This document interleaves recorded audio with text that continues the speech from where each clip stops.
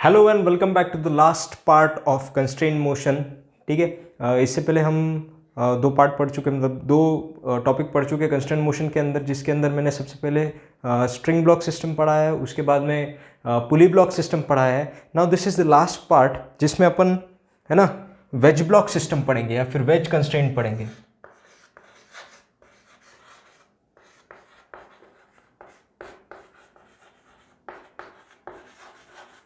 तो what is veg constraint, है ना। अगर मान लो कोई ऐसी चीज दिख जाए ना, इसको क्या बोला जाएगा, इसको वेज बोला जाएगा। ठीक है ना, इसको क्या बोलते हैं अपन, वेज बोलते हैं, बराबर है। तो वेज रॉड कंस्ट्रेंट में अपन क्या पढ़ेंगे, थोड़ा सा समझते देख। मान लो कि ये तुम्हारा वेज रख दिया ऑन अ स्मूथ सरफेस, ठीक है, और इसके ऊपर अपन ने एक ऐसे रॉड लगा दिया, इसके ऊपर अपन ने क्या कर दिया, ऐसे रॉड लगा दिया। अच्छा, सिर्फ रॉड ऐसे लगा के छोड़ नहीं दिया, है ना, अपन ने क्या करा, इसको रॉड को कंस्ट्रेंट करा। देखो क्या करा अपन ने, इस रॉड को क्या कर दिया, constraint. Now the rod can move only in vertical direction, rod can only move in vertical direction, है ना। और क्वेश्चन में आपसे क्या पूछा, देख क्या बोला है आपसे क्वेश्चन में, ठीक है, कि if the wedge moves horizontally with the velocity of vw, अगर वेज हॉरिजॉन्टली मूव करता है with the velocity of vw, then what will be the velocity of rod, है ना। तो सबसे पहले इसका कंसेप्ट समझते हैं। कंसेप्ट क्या है ना, this is the contact surface, ये वो सरफेस है जो वेज और रॉड के बीच में कॉन्टैक्ट बना रही है, बराबर है। तो मान ले अगर ये एंगल थीटा है, तो contact surface is making an angle theta with respect to horizontal, okay. और मेरे को एक चीज पता है ना, कि कॉन्टैक्ट सरफेस के परपेंडिकुलर पे जो भी पार्टिकल है ना, उन सारों की वेलोसिटी सेम होगी, है ना। तो ये क्या है, परपेंडिकुलर है, तो all the particles, है ना, which are perpendicular to the contact surface will have same velocity. ठीक है, तो basically what I want to say, कि अगर समझो ऐसा नहीं होता कि परपेंडिकुलर वाले पार्टिकल्स की वेलोसिटी अपन अगर सेम नहीं मानते, तो क्या हो जाएगा, है ना, तो particle will start moving randomly. ठीक है ना, उन सारों की वेलोसिटी अगर अलग अलग ले ली अपन ने, तो इनमें कंस्ट्रेंट मोशन रहने वाला नहीं है। तो मेंटेन द कंस्ट्रेंट मोशन, अपने को इन सारों की वेलोसिटी क्या माननी चाहिए, सेम माननी चाहिए। ठीक है, तो अगर अपन थोड़ा सा डायग्राम को अच्छे से देखें और ये कंसेप्ट को समझ ले, this is the concept to solve questions of wedge constraint. ठीक है, तो वेज रॉड कंस्ट्रेंट के अंदर अगर मेरे को कंसेप्ट समझ में आ गया होगा, तो इसको सॉल्व कैसे करते हैं थोड़ा सा समझते देख। मैंने बोला ये वो सरफेस है ना, और ऊपर की तरफ रॉड है और इधर की तरफ क्या है तुम्हारा, वेज, है ना, and these are all the particles which are perpendicular to the contact surface. तो basically this is contact surface,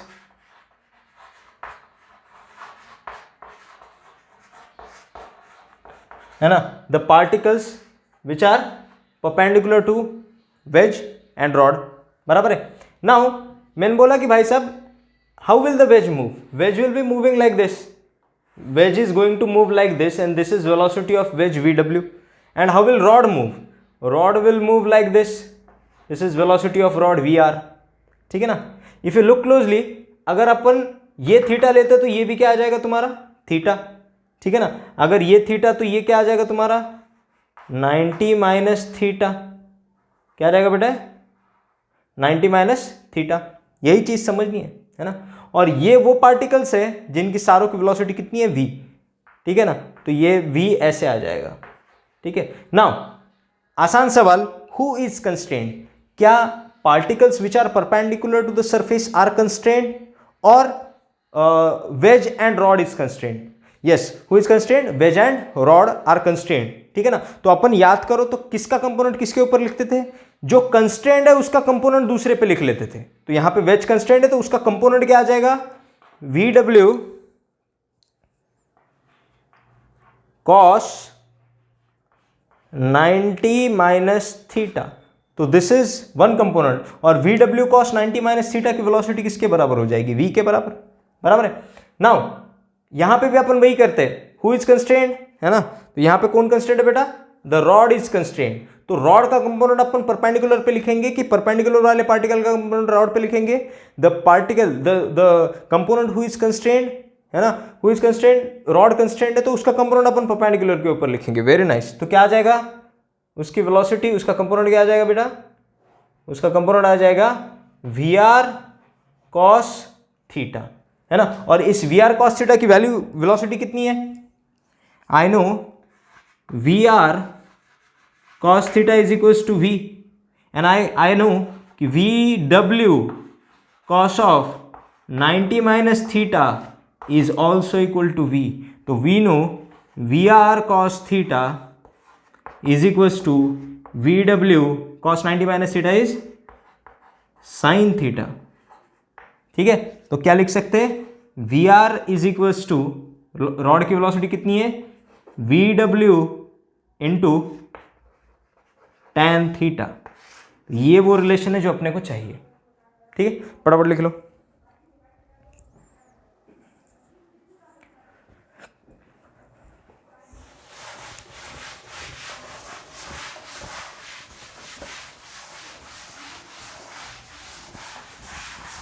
एक क्वेश्चन कराते ताकि ज्यादा फील आए।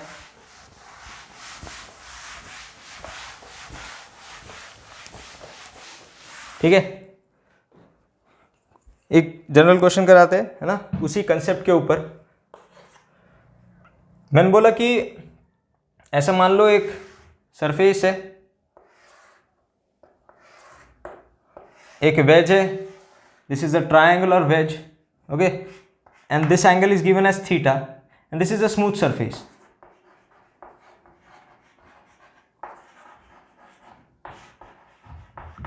ओके, और ये तुम्हारा लगा दिया रॉड, ये आ गया तुम्हारा रॉड, ठीक है। Now this is your wedge and this is your rod. आपसे बोला गया कि if wedge moves along the plane downwards with a velocity of 5 metre per second and theta is given as 30 degree. Theta कितना दे दिया अपने को? 30 degree दे दिया है। तो what is the velocity of rod, है ना। तो सबसे पहले क्या करेंगे अपन? कॉन्टैक्ट सरफेस बना लेंगे। लेकिन कॉन्टैक्ट सरफेस किसका, है ना? वेज और रॉड के बीच का जो कॉन्टैक्ट सरफेस है वो बना लेते हैं, है ना। तो ये आ गया तुम्हारा कॉन्टैक्ट सरफेस, है ना। These are all the particles which are perpendicular to, है ना, these are all the particles which are perpendicular to wedge and rod. ऊपर रॉड है और नीचे क्या है? वेज है, ओके। तो velocity of rod will be along this direction, this is vr. These are all the particles which are perpendicular, ठीक है। और ये जो डायरेक्शन होगी, this will be the direction of v wedge which is given as 5 meter per second, है ना। तो अपन क्या करते हैं? इफ रिमेंबर, अपन vw का कंपोनेंट along perpendicular लिख लेंगे और रॉड का भी कंपोनेंट along perpendicular लिख लेंगे। तो ये क्या आ जाएगा? okay, so if this is theta, okay, if you remember this is theta, तो this will be 90 minus theta, तो ये क्या आ जाएगा? vw cos 90 minus theta, okay, और vw cos 90 minus theta v के बराबर है। इक्वेशन लिखना स्टार्ट करते हैं। क्या बोला मैंने? vw cos of 90 minus theta, okay, is equals to v, और यहां पे क्या हो जाएगा? V R is equals to V, तो सीधे सीधे क्या है? V R is equals to V W cos of 90 minus theta. तो what do I get? V W is 5 cos of 90 minus 30, तो which is equals to 5 sine 30 which is 1/2, तो will get 5/2 metre per second. तेजी से लिखो फटाफट।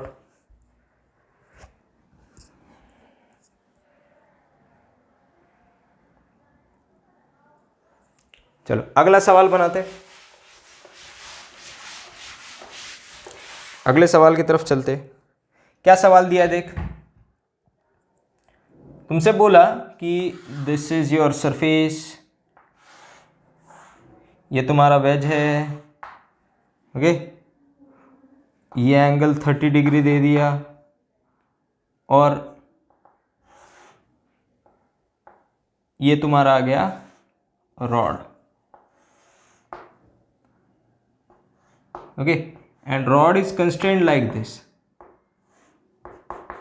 okay, and the axis of rod makes an angle 30 degree with wedge. Axis of rod makes an angle 30 degree with wedge, and rod can move only in this direction. तो rod सिर्फ इस direction में move कर सकता है. अब veg horizontally move कर रहा है विद वेलोसिटी ऑफ मान लो 10 मीटर पर सेकेंड, थोड़ा ज़्यादा हो गया फिर भी ले लो, ठीक है. तो what is velocity of rod with respect to ground? Rod की वेलोसिटी बतानी है विद रिस्पेक्ट टू ग्राउंड. चलो बताओ कितना वेलोसिटी ऑफ रॉड, बताओ कितना, ठीक है, ट्राई करेंगे. चल, तो अपन ने क्या करा,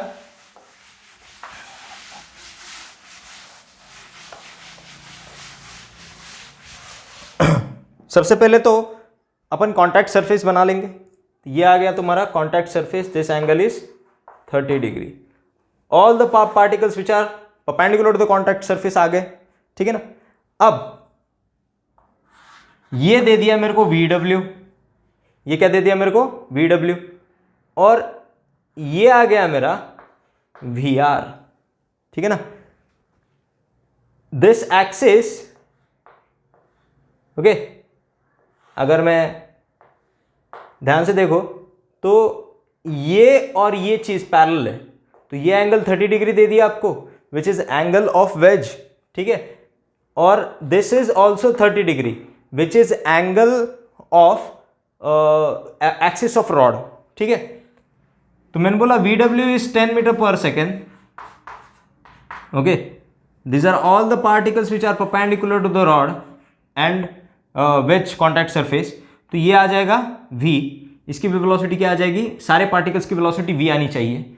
दिस इज VR, ओके, और ये आ जाएगा तुम्हारा VW. क्या करते हैं, कंस्ट्रेंट कौन है, हु इज कंस्ट्रेंट, तो यहाँ पे वेज इज कंस्ट्रेंट, तो वेज का कंपोनेंट अलोंग परपेंडिकुलर लिखेंगे कि परपेंडिकुलर का कंपोनेंट अलोंग वेज लिखेंगे, we will write component of wedge which is along the perpendicular. तो we can clearly see if this is 30 degree, okay, this is 90, this is 60 degree, तो this is also 60 degree. तो will get VW cos 60 degree, है ना, and which is equals to V.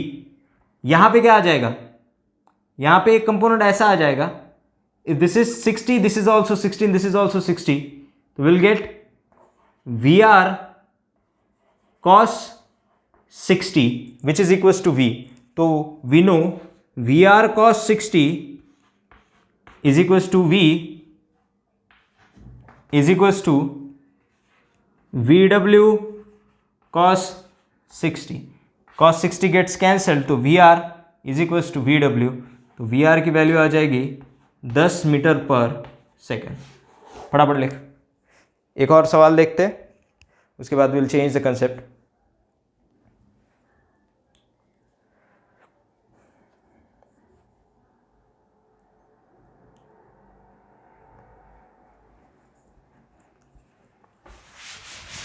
एक और सवाल देखो.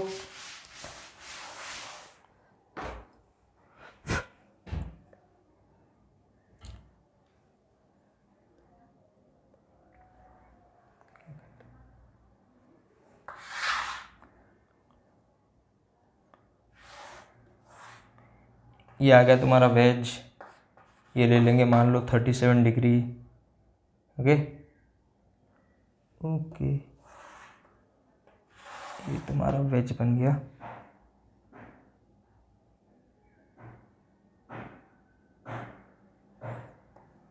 इसके ऊपर रॉड ऐसे लगा लेते हैं, ठीक है, आसान सवाल बन रहा है वैसे. चलो ठीक है.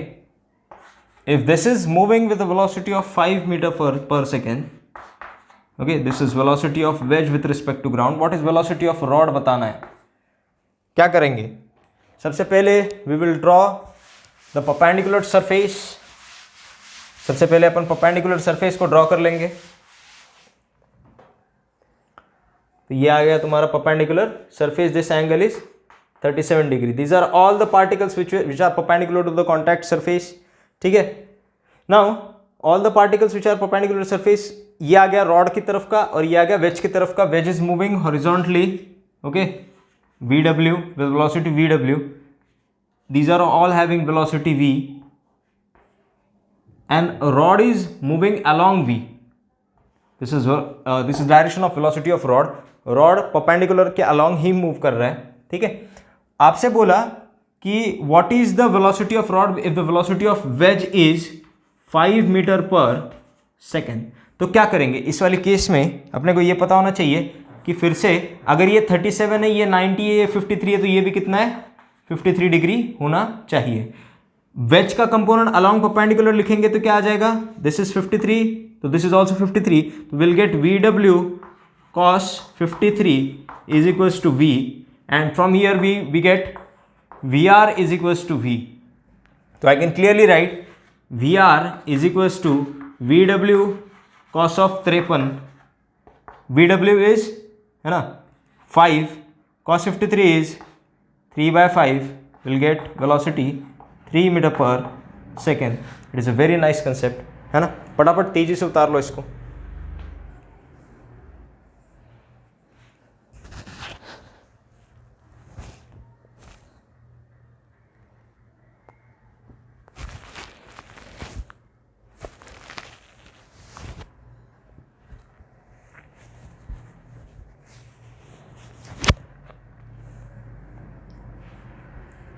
चलो अगले पार्ट की तरफ मूव करते हैं.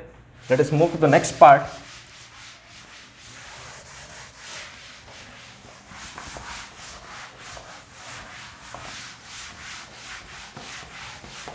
याद रखना बच्चों, है ना, कंसेप्ट को अच्छे से लिख लो. कंसेप्ट क्या है कि all the particles which are perpendicular to the contact surface will have same velocity and component of wedge and rod will be written along the perpendicular of contact surface. ठीक है. तो उसके अलॉन्ग अगर लिख लेंगे तो सारी चीज़ें एकदम क्लियर हो जाएगी. अब अगले पार्ट पे चलते हैं कि मान लो कुछ ऐसा एग्जाम्पल ले लेते हैं जिसको रिलेटिव फ्रेम में सॉल्व करना पड़ेगा. ठीक है. तो मान लो कि you have wedge here which is inclined at an angle theta. Theta कुछ भी हो सकता है. यहाँ पे पुली लगा दी, यहाँ पे ब्लॉक लगा दिया और ऐसे इसको छोड़ दिया. This is A, this is B. B is your wedge and A is your rod. Okay. Now आपसे बोला गया if wedge moves with velocity V, या फिर VW लिख लो तो भी कोई प्रॉब्लम नहीं है. What is velocity of block? Okay. तो find velocity of block अगर ऐसे बोला तो क्या करना चाहिए थोड़ा सा समझते हैं. If you look clearly, है ना, इसका अगर अच्छे से डायग्राम बनाएंगे अपन तो थोड़ी देर बाद wedge ऐसे आ जाएगा. थोड़ी देर बाद wedge ऐसे आ जाएगा. ओके. और ब्लॉक विल कम हियर.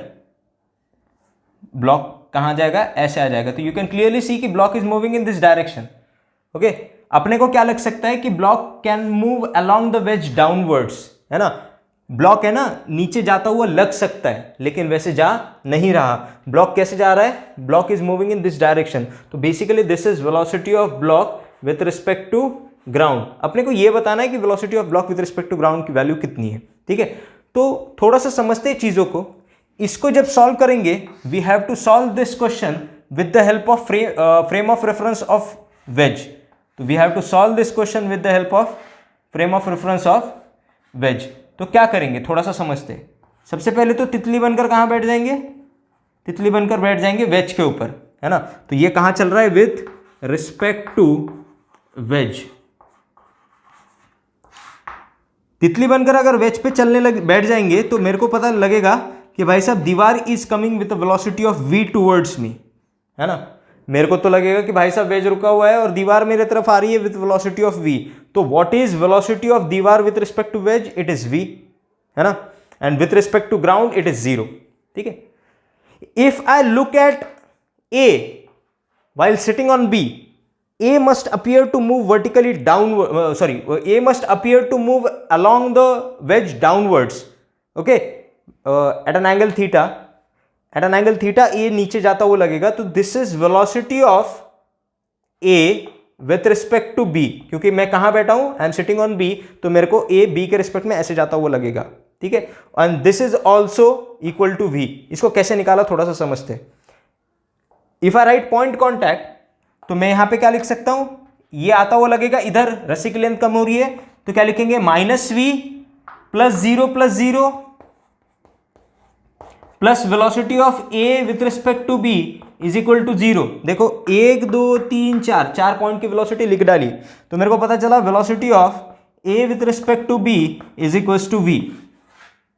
आप डायरेक्टली भी देख सकते हो कि रस्सी अगर यहां से x से कम होगी तो यहां से x से बढ़ेगी, है ना, तो रेशियो रिमेन्स कांस्टेंट, तो velocity of A with respect to B कितना आया मेरा, v आया। लेकिन मेरे को क्या चाहिए, मेरे को तो चाहिए velocity of A with respect to ground. तो according to relative motion I can write velocity of A with respect to B is equal to velocity of A with respect to ground minus velocity of B with respect to ground. सारे vectors है तो vector addition से जुड़ेंगे, but I want velocity of A with respect to ground which is equal to velocity of A with respect to B plus velocity of B with respect to ground. आपको ऐसे करना पड़ेगा, we have to add those vectorially, है ना। तो थोड़ा सा अगर डायग्राम बनाते हैं तो ये क्या है, this is the direction of velocity of A with respect to B and this is the direction of velocity of B with respect to ground. If you look clearly, आपको पता चलेगा कि वेज इधर जा रहा है ना, ब्लॉक ए के बी के रिस्पेक्ट में, वेज के रिस्पेक्ट में ऐसे जा रहा है, and block with respect to ground is moving in this direction. So you will get this angle, if this is theta, तो you will get this angle 180 minus theta, क्योंकि ये भी थीटा आ जाएगा, तो ये एंगल कितना आ जाएगा, 180 minus theta. And we also know that this is vector addition of these two. तो I know velocity of block with respect to ground is, wait this is velocity of A with respect to ground, क्योंकि A ground के respect में ऐसे जा रहा है, तो velocity of A with respect to ground is velocity of B with respect to ground plus velocity of A with respect to B. अगर vectorially आप देखो तो कैसे लिखेंगे, velocity of A with respect to ground का magnitude अगर निकालना है तो that will be equal to under root of, है ना, ए स्क्वायर, ये वाली चीज, V A B plus V B square plus 2VAB into cos, है ना, दोनों के बीच का एंगल कितना है, 180 minus theta. cos 180 minus theta, cos moving in second quadrant which is negative, तो आपको सिर्फ यहां पे माइनस साइन लगा के यहां पे cos थीटा करना पड़ेगा, तो you will gate VAB plus VB square plus 2VAB VB into cos of 180 minus theta is minus cos theta. तो ये आ जाएगा तुम्हारा resultant, you will get this resultant, है ना, this will be the velocity of A with respect to ground। ठीक है, एक और एग्जांपल कराते हैं, फटाफट लिख लो इसको।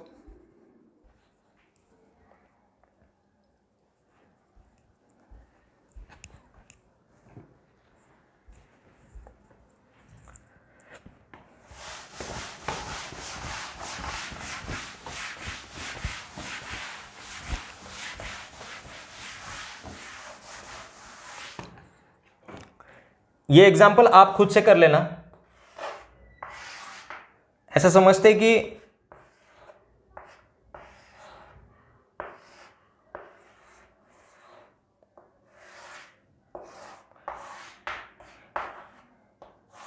एक वेज है जिसका एंगल कितना है, थीटा है, ओके, और उसको ऐसे रस्सी बांध दी and wedge is moving towards left with a velocity of v, और एक ब्लॉक रखा है which is connected to wedge with string. इसको अपन a बोलते हैं, इसको अपन b बोलते हैं। You have to find velocity of a with respect to ground, ये बताना है आपको कितना है। तो सबसे पहले क्या करेंगे, we will find of velocity of a with respect to b, okay, we'll set a frame with respect to b and we'll find velocity of a with respect to b. Then we will write down the equation with the help of relative motion. We know velocity of a with respect to ground is equals to velocity of a with respect to b plus velocity of b with respect to ground, और फिर अपन उसको vectorially add करेंगे, बराबर है। ये खुद से try करो, है ना। दो चीजें याद रखेंगे, सबसे पहले अपन क्या करेंगे, will draw the vector diagram, इसको फाइंड करो और वेक्टोरियली ऐड करो, ठीक है। ट्राई करो, चलो।